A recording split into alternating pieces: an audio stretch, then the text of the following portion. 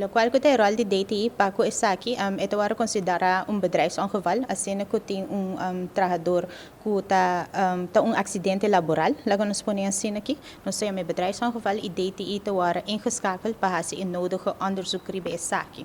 Hopi bes nós agora chamar door die alarmcentrale ofwel também door die companhia mes, agora te chama of toma contato com DTI para que essa aqui e essa aqui está conforme lei e agora partir também de diferente nível de situationen. Laten we bisa ora kuti dode ongeval.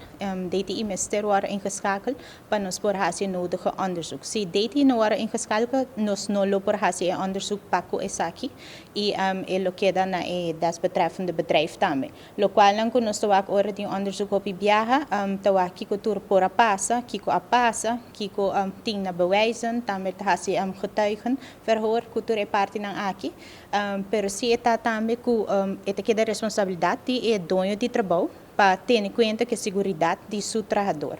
Então, essa é a parte que nós estamos fazendo. Agora, que tem bedrijfsongeval, nós sabemos sugerência também agora que por cambiar, adaptar o processo que tem de segurança para assim evitar que tem uma situação que passa back de mesma maneira.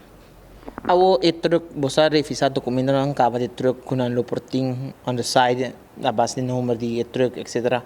Truck ta hacker? De lo qual que passa ayer, nós não por vai dar detalhes agora aqui, nós temos onderzoeksfase para que essa aqui e nós também temos informação no urato cerca de DTI. Ora nós tem mais informação, nós lo por dar na bolsa essa aqui não.